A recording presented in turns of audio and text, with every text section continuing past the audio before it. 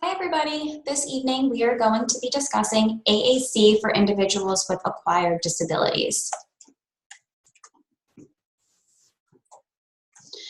Okay, so when we say acquired, we are referring to a condition that was not pre-existing, present at birth, or shortly thereafter.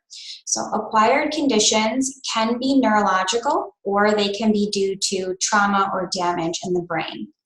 Then there are neurological conditions that are progressive in nature, meaning that the symptoms will worsen over time, and then others have a more stable prognosis. And signs and symptoms of neurological conditions are going to vary depending on the cause and the site of damage. So we are going to look at just a few of these conditions a bit more in depth, so it can stimulate some discussion on how to apply AAC and decision making. But please note that there are many, many different acquired conditions that you may encounter. And so therefore, assessment of individual skills is going to always be needed before making any decisions regarding AAC. So just a few up here on the screen. Acquired disabilities that can impact communication can include cerebrovascular accidents, or CVA. So the communication impairment that may result, aphasia, apraxia, or dysarthria. Then we have those TBI, or acquired brain injuries. Next, we have neurodegenerative diseases. So those are, they could be ALS, supranuclear palsy, primary progressive aphasia, which is different than just aphasia that results from a TBI or a CVA. So again, primary progressive is neurological. There's also primary progressive apraxia of speech, which again is different than apraxia that results from a CVA or a TBI. And lastly, there's multiple sclerosis, or MS. And then sometimes we see disabilities following surgeries, so glossectomies, laryngectomies, and then just temporary conditions, so whether that be intubation for patients that are in critical care settings, so just a temporary need for AAC, but it is considered an acquired condition. So the AAC needs for individuals with acquired disabilities, again, are going to vary, and they can change over time. And that really depends on how intact a person's language and cognition is at the time of injury, as well as what the onset or progression prognosis might look like. So these are the different areas that you need to assess. We're going to want to look at language, cognition, sensory perceptual, motor skills, and access constraints. So just as a review, we did talk about different access modes. So that's where assessing the motor skills and any access constraints is really going to come in handy. So deciding on accessories that someone might need to use a high-tech system, so on and so forth. Okay, and then these are some of the different AAC strategies, just as a review here. So we have the natural strategies, which are the speech, gestures, sign language, facial expressions. Then we have the non-electronic aids and speech. So some examples there, that could be pointing to an alphabet board for the first letters while speaking. That could be just simply handwriting messages. But the big thing there, non-electronic. We have a little bit more here. Alphabet and phrase boards. We have communication boards. And some people keep photo albums or pictures in their wallet. And then electronic aids. So those obviously include electronic pieces to them. So adapted computers and speech generating devices, or SGDs.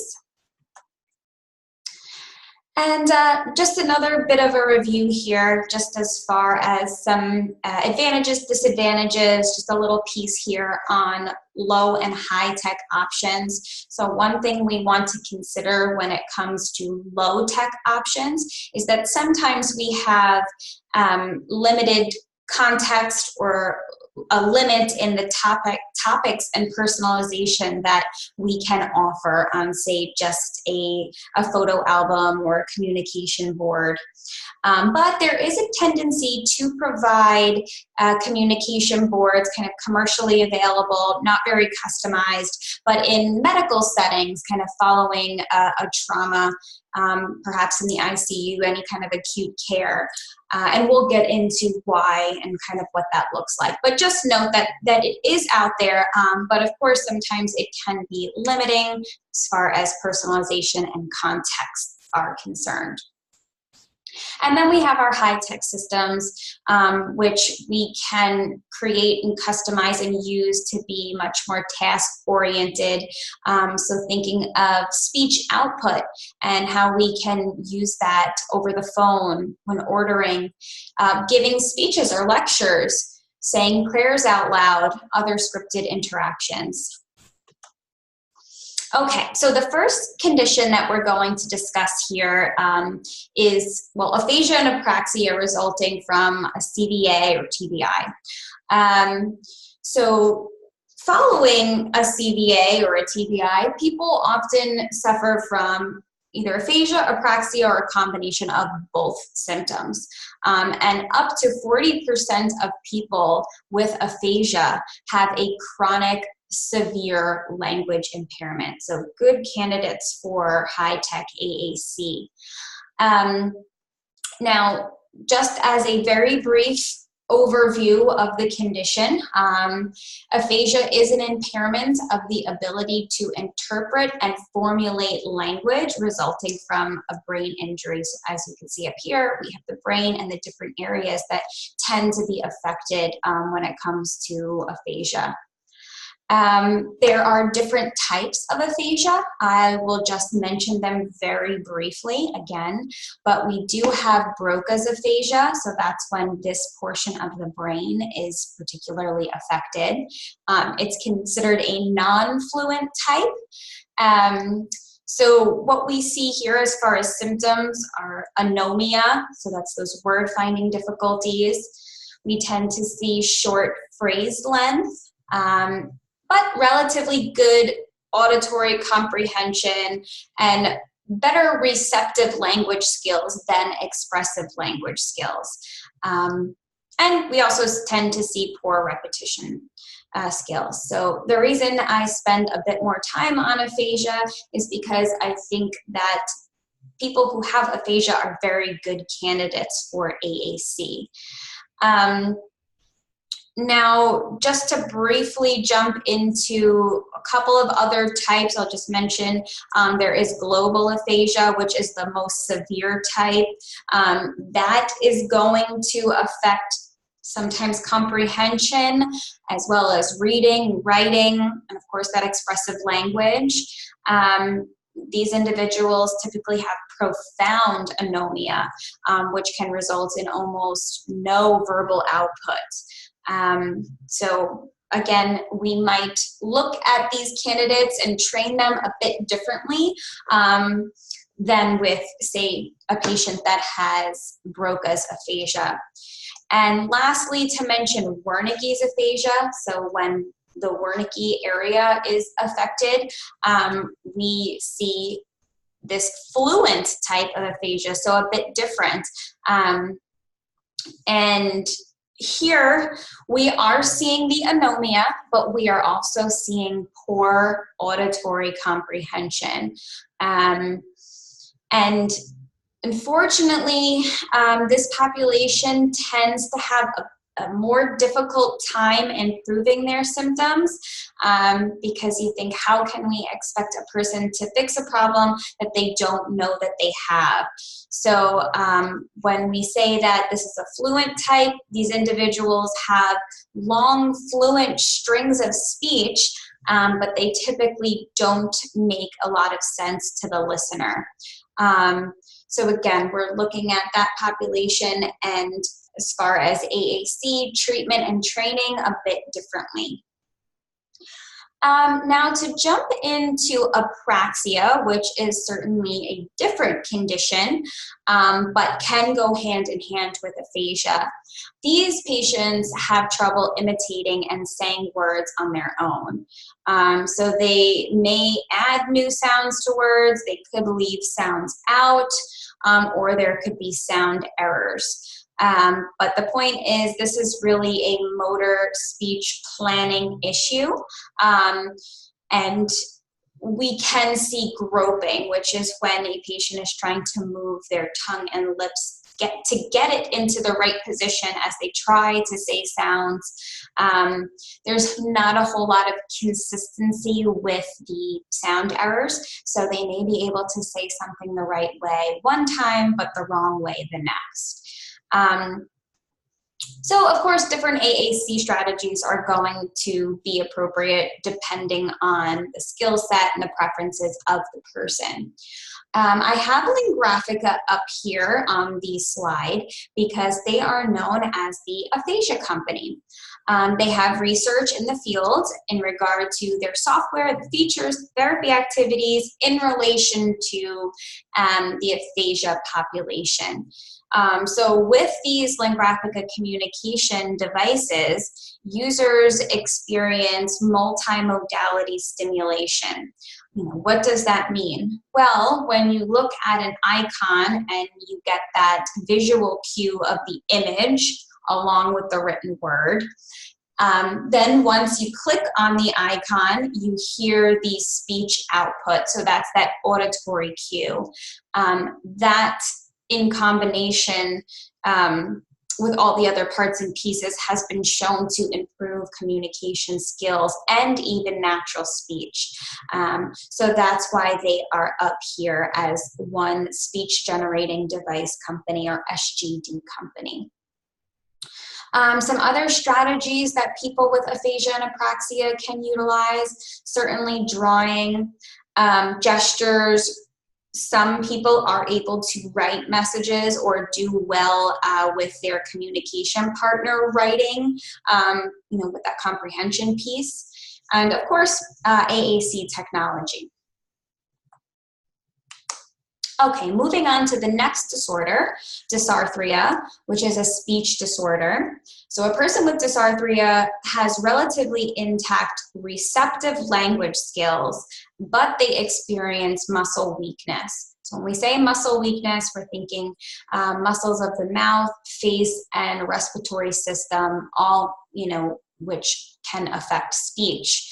And they become weak. That can be as a result of damage to the brain, so think CVA, TBI, or it could be due to a progressive neurological disease. Now here are just some causes. So we see that stroke, brain injury, but we also see Parkinson's disease, or ALS, which we'll go into very briefly in just a few minutes. Also Huntington's disease, MS, cerebral palsy, and muscular dystrophy all can cause dysarthria. So the nature and severity of dysarthria can lead to a number of different symptoms that we actually can observe, which include slurred speech, speaking softly, or barely able to whisper, so they're not really able to control that. Sometimes we see a very slow rate of speech, limited tongue, lip, and jaw movement, which will be evident if we do an assessment, an oral motor assessment. Breathiness, and then, of course, drooling or poor control of saliva. And again, that's because the muscles are weak themselves. Okay, so transitioning now, just noting that dysarthria can be a symptom and can co-occur with ALS. but ALS kind of stands on its own for the purposes of right now. This is a progressive neurodegenerative disease that affects nerve cells in the brain and the spinal cord. So there's a visual up here. Basically, motor neurons reach from the brain to the spinal cord, and then from the spinal cord to the muscles throughout the body. The progressive degeneration of the motor neurons in someone who has ALS eventually really leads to the demise here. Because when the motor neurons die, the ability of the brain to initiate and control muscle movement is lost. So with voluntary muscle action progressively affected, people can lose their ability to speak and eat and move and breathe. So most people with ALS are going to experience difficulties with their speech. So you can see 95% of people with ALS become unable to speak prior to death. But 96% have accepted and used AAC. And we see here that males equal to females as far as utilizing AAC systems. So that is a wonderful thing. So several studies have demonstrated the benefits of using AAC with people who have ALS. However, there is something to note here. Some ALS patients have difficulty obtaining assessment at the right time or training for AAC at the right time. Sometimes we wait too long to address the communication impairments in somebody that has a progressive disease such as ALS. Now, some other common challenges that we encounter with not only ALS, but I think with a lot of the different acquired conditions are difficulty with symbols, understanding, the representation of printed messages and icons. Also, we see difficulty formulating messages. So that could be spelling, combining words into longer phrases.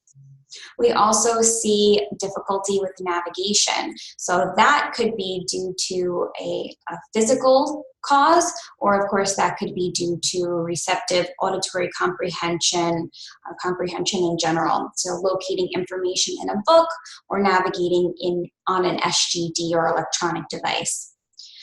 And lastly, comfort with high-tech systems. So there are times when we are working with an individual who is older, just not comfortable with tech systems. They have an acquired condition, and so sometimes it's getting over the hump and getting them comfortable with using technology to communicate. So now we're going to talk a little bit about how to classify AAC users that have acquired conditions and that may vary. So the first classification we'll talk about here are partner-dependent communicators. So communicators who have to rely on their conversational partners to manage informational demands. They need their communication partners to augment their interactions, meaning, reframe questions, choices, again, utilize those different graphic symbols. So partner-dependent communicators really can seldom retrieve symbols or initiate communication on their own. So that's kind of the big piece on how to know whether or not you're working with a partner-dependent communicator. Now, where do we tend to see partner-dependent communicators? That is in acute care very often. So when it comes to acute care, it really is primarily about just providing communication access so we can address pain and symptoms and basic needs and emotions. When working with patients that are in acute care and that may be dependent on their communication partners, we're making a lot of referrals here. We're really trying to figure out where somebody stands, like where our baseline is right now. So we don't always have the time and the resources to create, a highly customized system or even recommend a high-tech system when we're in this phase of working with somebody. Okay, but once we get to inpatient rehab and out of the acute piece, we begin education on different AAC systems. So we can begin introducing different strategies to patients. And we certainly want to consider in this stage the communication partner training.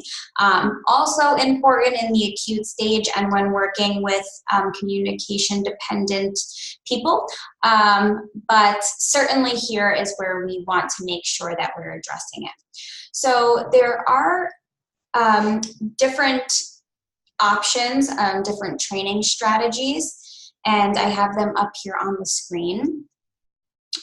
So the first one we have here is augmented input. So augmented, it's either called augmented input or augmented comprehension techniques. So this is most appropriate for people with particularly aphasia.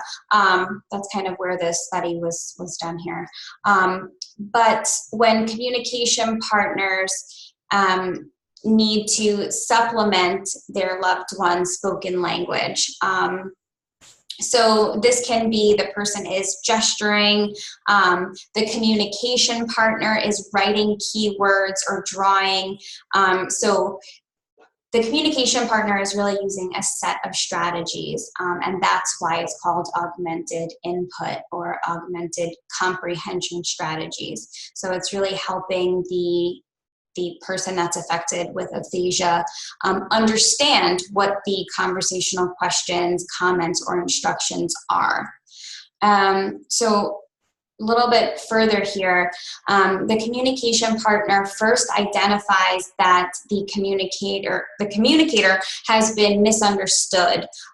So that can be, observing that somebody has a blank facial expression or ambiguous head nods, just incorrect responses. So the partner then reiterates the message while simultaneously using one or more of those strategies that we discussed. So writing, keywords, drawing, gesturing. So again, this is something that we want to make sure communication partners are doing and understanding. So that's where we come in, is informing them, educating them that they need to supplement the spoken language. Now, the next technique is called the written choice conversation strategy. Now, these are all strategies that have research behind them and have been studied. So we want to consider them when training partners. So this technique requires the communication partner to generate keywords that are written that relate to what the conversational topic is at hand. So the person with the diagnosis, this was done specifically with people who have aphasia, but that person participates by pointing to the choices, therefore, making their opinions and preferences known, but it is facilitated and augmented. So the communication partner can ask basic questions, basic medical questions, social questions. That could be, who visited you this weekend? Was it your husband, daughter, a friend, no one? Okay, so we're providing those choices, and they are written. Another example could be, what do you need? Do you want the remote, pain medicine, blanket, or TV? So the questions can be highly specific, especially if they're pertaining to, a specific personal memory or hobbies, anything along those lines. But again, we're noting that this strategy is really the written choice. Okay, now when we see patients that are in outpatient rehab, these individuals are certainly recovering. They're a bit less medically fragile. So we want to really shift away from kind of the basic needs, and we want to begin establishing functional strategies and tools. So we always want to continue with that communication partner training.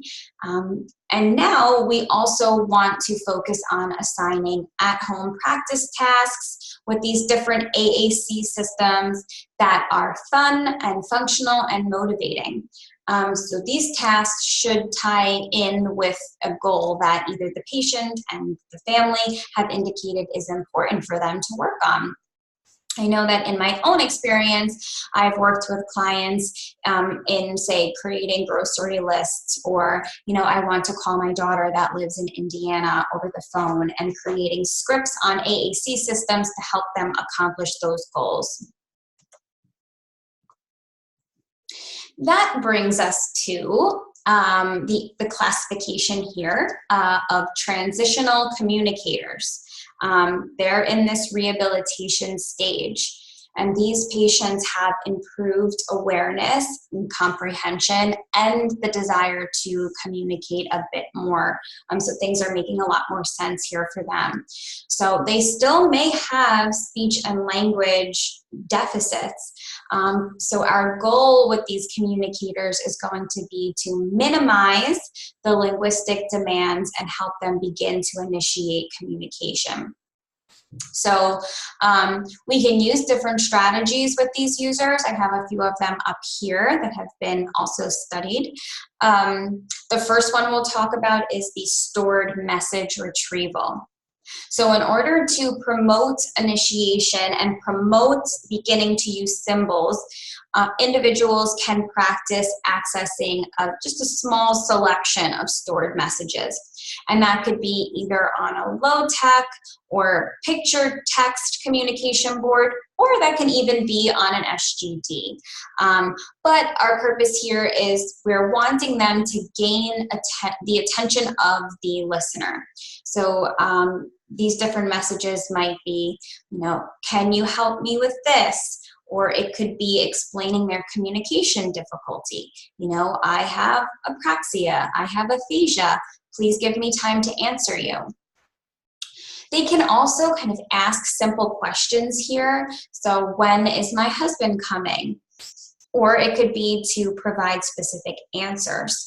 I have 2 children.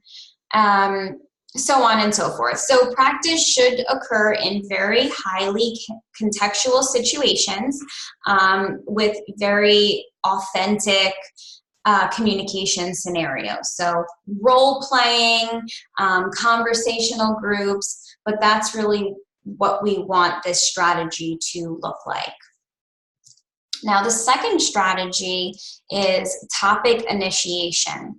So as clinicians, we first collaborate with family members to identify a graphic, symbol, or something that is personally relevant to the individual. The symbol can be a souvenir, it can be a photo, a headline, a menu from a favorite restaurant. So also here, an SGD is capable of storing a single message that can be programmed with, different phrases and whatnot. So the person that has the aphasia, so our patient or our client, is encouraged to show this important artifact, whatever it might be, or activate the SGD to begin the interaction. So communication partners are asking questions that are related to supporting use of that symbol. So if it's something as far as a sports fan, and the symbol there is going to be, a Yankees baseball hat, the communication partner is asking questions to support, talking about the Yankees and that Yankee hat. Now, the third strategy is storytelling. So people with aphasia can use communication boards, books, and symbol sequences on an SGD to tell simple stories that are personally relevant. So again, just an AAC system to tell a simple story, but the cognitive demands here are going to be minimal. So we're trying to set this up so there's no need to search for that symbol and it's already in a sequence. And so most importantly, this approach is really going to offer some good, rich opportunities for communication output, for participation, that really nice healing piece to storytelling that we've touched on before, all of that kind of threaded through for this strategy. Okay, and lastly, when we are working with independent communicators, we are really looking at helping them explore what their life participation goals are and how can we make that happen on your AAC system. So what we're looking at here, I mean, it could be bank transactions, it could be weekly card games.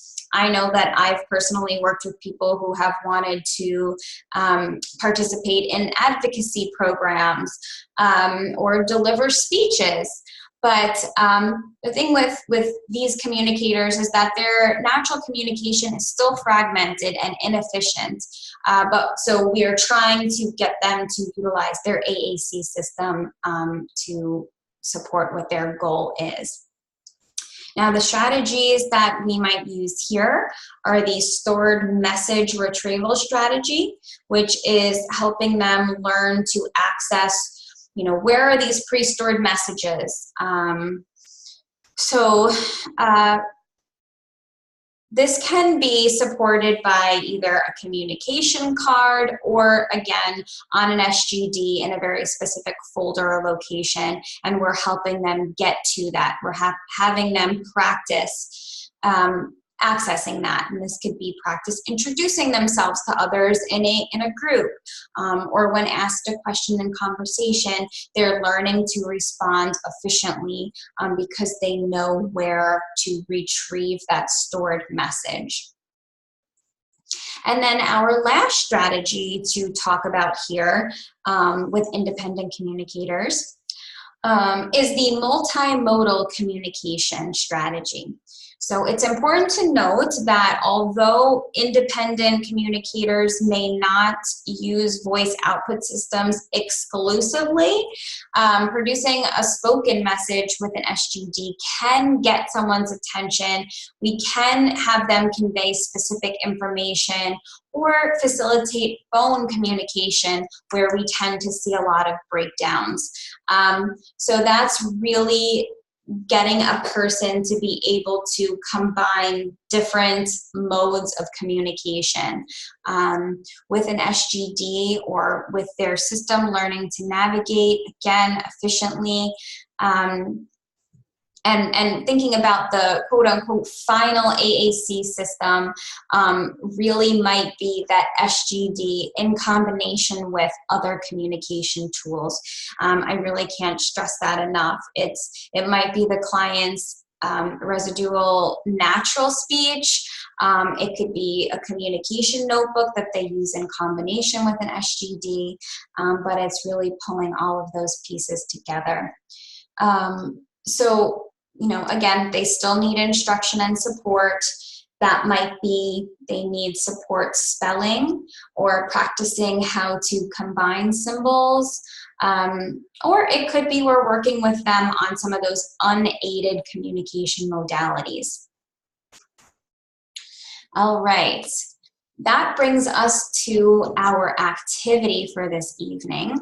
I have a case study up here on the board, and I want everybody to think about what questions might we want to ask this couple when it comes to deciding on an AAC system, when it comes to communication, partner training.